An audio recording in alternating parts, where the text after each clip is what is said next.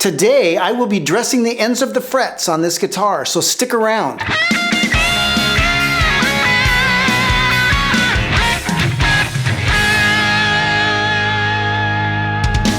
Hey everybody, it is Aaron at Warmoth, and you may remember this guitar. A couple years ago I did a video where I painted this guitar all by my own self, and I've had it ever since, and I play it all the time. And I thought today I would use it to do a quick and dirty tutorial on dressing the ends of frets. It's something that I don't always do to my Warmoth necks. I have a lot of Warmoth guitars. I've never done anything to them because they just don't need it. And honestly, this one doesn't either. But I needed a guinea pig, and this is it. So I'm going to use it today to just run through how I like to dress the ends of frets. It's a nice thing that kind of takes your guitar to the next level. It makes the ends of the edges of the frets nice and smooth. And the cool thing about it is it's a job that most beginners can kind of do all right on their first attempt. You don't have to have any really expensive tools.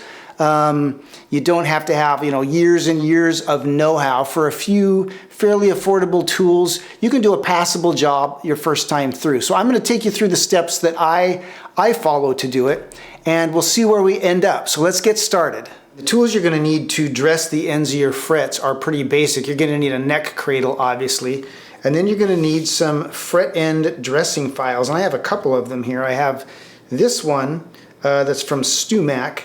That's just a little dainty thing. And then I also have this one from Music Nomad, which is a little bit bigger, as you can see. There are things that I like and dislike about both of these, and I'll kind of talk about those as I go. But the main things they have in common are that they have two edges for filing, and the other two edges are completely smooth. And on the smooth edges, one edge is flat, and the other end, or the other edge, is slightly convex, slightly curved or domed. And I'll talk about that later. Now, the things they have that are different is that the StewMac file is, I guess you could call it more of a traditional file. It has teeth, and you can only file one direction, whereas the Nomad file is more like a diamond file where it's just gritty. It doesn't have directional teeth, so you can use it in both directions, but I don't know if that really makes a lot of difference. When you're dressing the ends of frets, you're usually only filing in one direction anyway.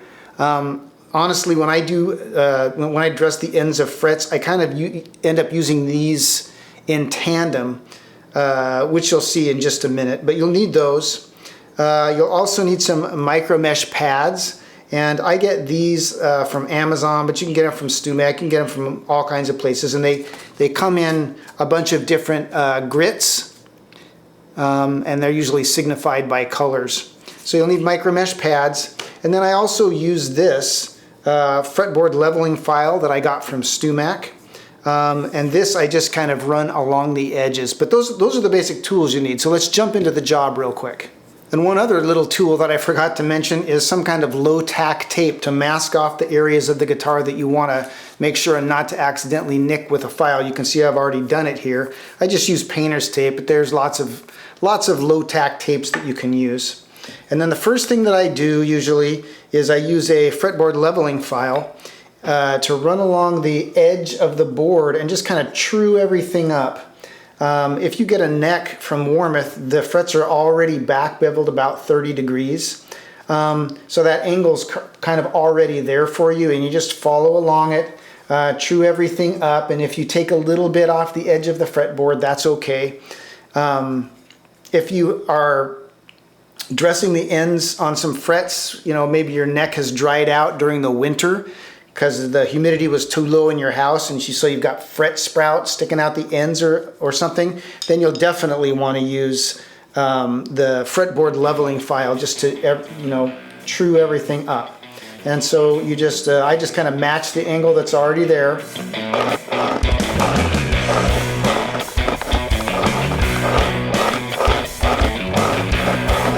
All right, and once you've kind of got that trued up, and you can feel along the edge just to see if there's anything sticking out. There's not on this. It was already it was pretty good to begin with. Then I like to use the Music Nomad file to just nick the corner of each fret to get rid of that little sharp end that you've created right there on the very edge of the fret. And you don't need to take off much. You're not trying to turn it into the bow of a ship. You're not trying to make it pointy. You're just trying to take off that little edge right there. And for that, you want to put, I said that there was one side was perfectly flat and one side was slightly round. You want to start with the perfectly flat side because that's going to allow the file to get right down in that corner and just nick off that edge. Once you've done that and you want to get a little higher on the fret, then you flip the file over so that that concave side is on the bottom, and that will give you a little more clearance and put the cutting edge of the file a little higher. But to start, you want to start with the flat edge. And I usually set myself to go one direction, and I go all the way down the fretboard, and then I reposition myself to go the other direction and go all the way down the fretboard. And you want to have it, maybe a 20-degree inward angle on each fret and tilted down just a little bit. You don't want it to be flat, you want it to be tilted down just a hair. And another thing is when you're doing this process, I always work by pushing the file away from me across the neck. So you can see that the side that I worked on at this point is the side that's away from me. When I get ready to do this side, I'll flip the guitar around so I'm still continuing to push the file away from me. I don't ever want to be in a situation where I'm doing it like this or doing it like that. I'm always pushing the file away and down. So again, I'll just flip the guitar to do this other side. So let's go ahead and do these frets one direction and then the other direction.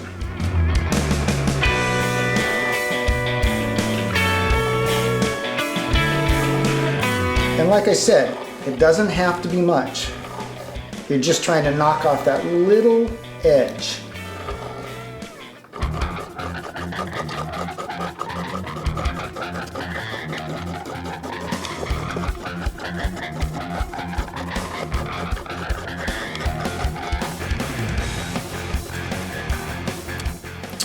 Alright, so once you've done that, then you would flip the file over so that that convex edge is giving you a little more clearance, and I just like to round it over. It's just, you're kind of in the same position, maybe 20 degrees inward, 20 degrees down, and as you file, you kind of give it just a little bit of a round over so that you're rounding that edge of the fret just a little bit.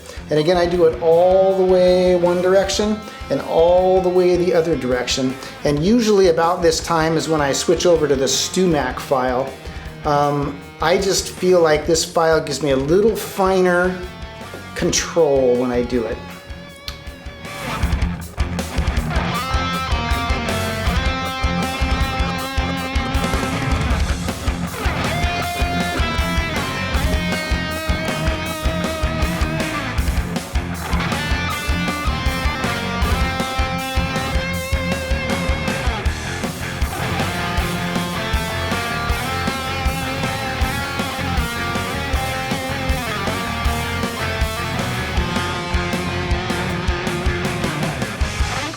But this side is done. I can already feel that it's better.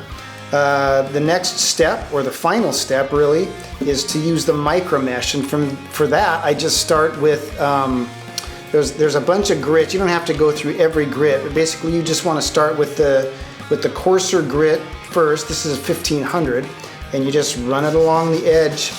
And the micro mesh is good because it will get down in all those areas that files don't, and it will also take off just a bit of the edge of the fretboard, just round the fretboard edge a little bit.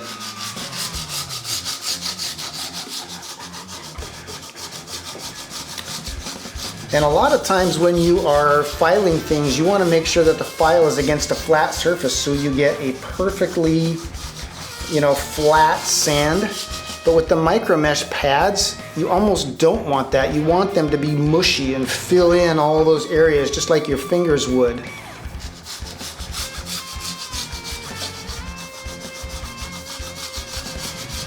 And I'm basically just holding the pad back at a slight angle, just like the frets. And I'm just gonna work my way up. When I'm done with 1500, I'll jump up to, 2400 or so. And then maybe 4,000 or 6,000, and I'll end up at about 10,000. Just whatever it takes to get the ends of those frets nice and shiny again. You don't want to leave any tool marks.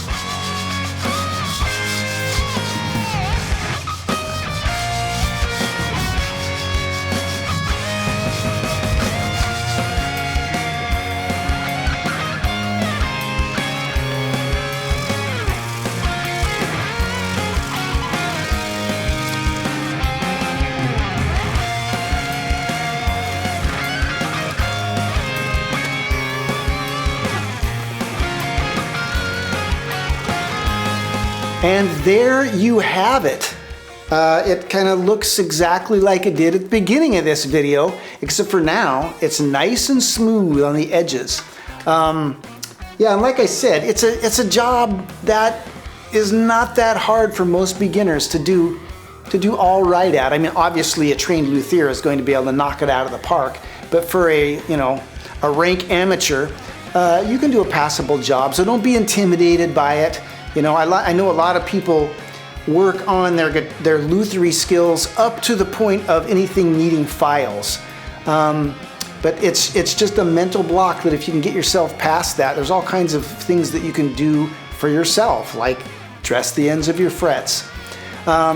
Anyway, that's it. I hope that was useful to you. If you have any more questions about Warmoth necks or how we do our fret work, I've done tons of videos, or there's a lot of information on the Warmoth website, so be sure to check that out. Or you can always give our customer service reps a call. And until next time, keep on picking.